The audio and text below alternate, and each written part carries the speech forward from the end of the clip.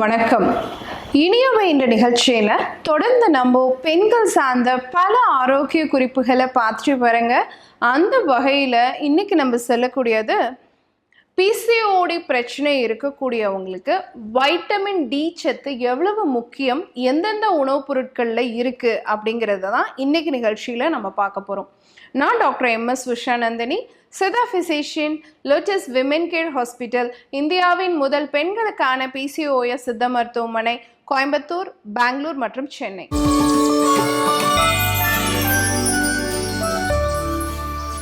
பெண்களுக்கு கருப்பை ஆரோக்கியம் அப்படிங்கிறது ரொம்ப ரொம்ப முக்கியம் இல்லைங்களா? அதனுடைய இயங்கு சக்தி ஆரோக்கியமாக இருக்கணும் அப்படின்னு வச்சுக்கோங்களேன். உங்களுடைய முட்டைப்பையினுடைய ஆரோக்கியம் ரொம்ப ரொம்ப முக்கியம். ஓவரிஸோட ஹெல்த் வந்து ரொம்ப ரொம்ப முக்கியம். அந்த ஓவரியோடைய ஆரோக்கியத்தை சீர்கேடு அடைய செய்யக்கூடிய இன்னைக்கு காலகட்டத்தில் இருக்கக்கூடிய முக்கியமான ஒரு பிரச்சனை பெண்களுக்கு இருக்கக்கூடிய இந்த சினைப்பை நீர்க்கட்டிகள் தான். இந்த நீர்க்கட்டிகளை கட்டுப்பாட்டில் வச்சுக்கிறதுக்கு நிறைய ஊட்டச்சத்துள்ள மருந்துகளை நம்ம எடுத்துக்க வேண்டிய அவசியம் இருக்குது.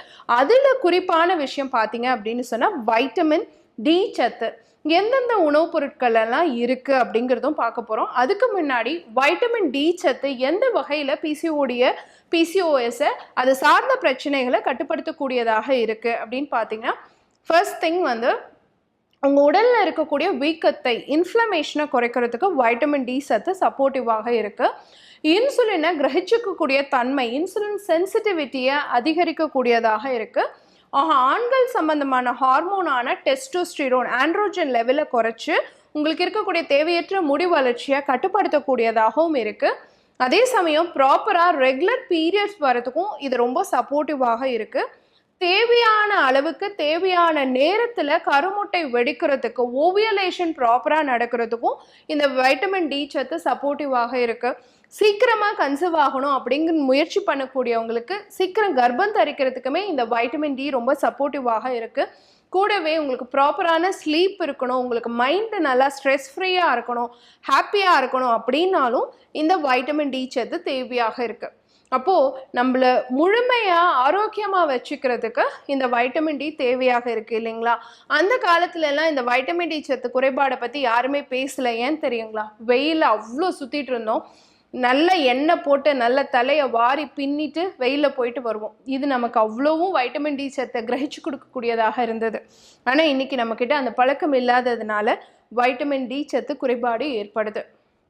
இப்போ இந்த வைட்டமின் டி எந்த வகையில் பிசிஓடியை கண்ட்ரோல் பண்ணுதுன்னு கேட்டிங்கன்னா, இன்சுலின் ஏற்பிகள், இன்சுலின் ரிசெப்டார்ஸோடைய செயல்திறனை அதிகப்படுத்துது.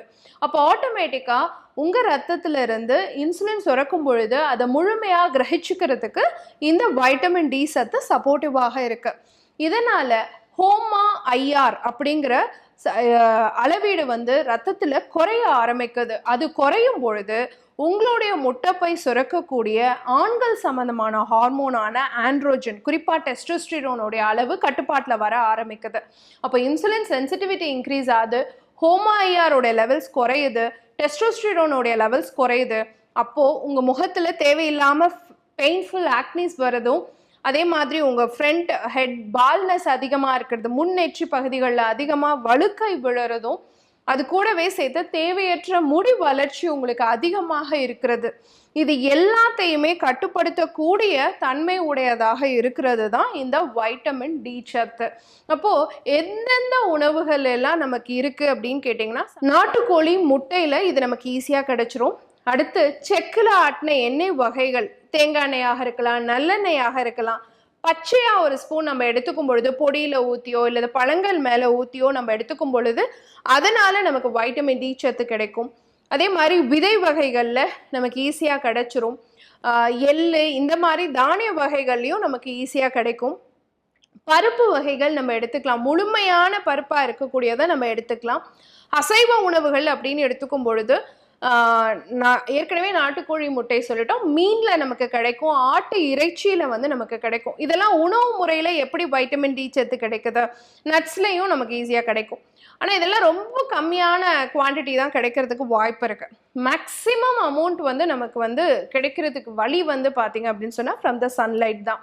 அப்போது நம்மளால் மேக்ஸிமம் எவ்வளோ போர்ஷன் நம்ம பாடியில் கை, கால், மூஞ்சி, தலை அந்த மாதிரி எவ்வளோ தூரம் நம்மளால் எக்ஸ்போஸ் பண்ண முடியுமோ அந்த ஏரியாஸில் லைட்டாக ஒரு ஆயில் அப்ளை பண்ணிவிட்டு நம்ம வெயிலில் நிற்கணும். அந்த வெயிலில் நிற்கக்கூடிய நேரம் அப்படின்னு பார்த்தீங்க அப்படின்னு சொன்னால் காலையில் 10 மணிலேருந்து 2 மணிக்குள், குறிப்பாக 12 மணிலேருந்து 2 மணிக்குள்ள நம்ம வெயிலில் போகும் பொழுது இந்த முழுமையான வைட்டமின் டி சத்து வந்து நம்ம உடலில் வந்து உருவாகிறதுக்கான வாய்ப்பு இருக்குது. இது எவ்வளோ நேரம் நிற்கணும் அப்படின்னு பார்த்தீங்கன்னா ஒரு 10 to 15 மினிட்ஸ் போதுமானது தான். இதுவே உங்களுக்கு வந்து ரொம்ப அடர்த்தியான நிறத்தில் நீங்கள் இருக்கீங்க அப்படின்னு சொன்னால் உங்களுடைய உடலினுடைய நோய் எதிர்ப்பாற்றல் அதிகமாக இருக்கும். உங்களால் வந்து அந்த வைட்டமின் டி அப்சார்ப்ஷனை வந்து நம்ம ஒரு செல்கள் உருவாக்கிக்கிறத வந்து தடுக்கக்கூடியதாக இருக்கும். அந்த புற ஊதா கதிர்களை வந்து எதிர்க்கக்கூடியதாக இருக்கும் கொஞ்சம் அடர்த்தியான நிறம் இருக்கும் பொழுது. அப்படி இல்லாமல் நம்ம வந்து நல்ல நமக்கும் வைட்டமின் டி சத்து கிடைக்கணும் அப்படிங்கிறவங்க இன்னும் கூட ஒரு 10 நிமிஷம் சேர்த்து வெயிலில் நிற்க வேண்டியதாக இருக்கும். அப்போ அடர்த்தியான நிறம் இல்லாதவங்களுக்கு கொஞ்சம் ஒரு 10 to 15 மினிட்ஸும், கொஞ்சம் அடர்த்தியான நிறம் இருக்கக்கூடியவங்களுக்கு ஈஸியாக வைட்டமின் டி சத்து கிடைக்கிறதுக்கு கூட இன்னும் ஒரு 10 நிமிஷம் சேர்ந்து நிற்க வேண்டியதாக இருக்கும். அப்போது சன்லைட்டில் முழுமையான வைட்டமின் டி சத்து கிடைக்கிறதுக்கு எந்த நேரத்தில் நிற்கணும், எவ்வளவு நேரத்தில் நிற்கணும், யார் நிற்கணுங்கிறத பற்றி நம்ம சொல்லியிருக்கோம். அது கூடவே உணவு முறை மாற்றங்களையும் நீங்கள் கொண்டு வரும்பொழுது ஹார்மோன் மாத்திரைகள் பின்னாடியே பிசிஓஎஸ் பேஷண்ட்ஸ் ஓட வேண்டிய அவசியம் கிடையாது. சின்ன சின்ன ஊட்டச்சத்து விஷயங்களில் நம்ம கவனம் செலுத்தணும் அப்படின்னு சொன்னால், குறிப்பாக வைட்டமின் டி சத்தில் நம்ம கவனம் செலுத்தணும் அப்படின்னு சொன்னால் ஈஸியாக நம்மளோட பிசிஓஎஸ் பிரச்சனையை கண்ட்ரோல் கொண்டு வர முடியும். பயன்படுத்தி பாருங்கள். இதே மாதிரி இன்னொரு ஆரோக்கிய குறிப்போடு நான் உங்களை சந்திக்கிறேன். இயற்கையோடு இணைவோம், ஆரோக்கியமாக இருப்போம், ஆனந்தமாக வாழ்வோம். நன்றி, வணக்கம்.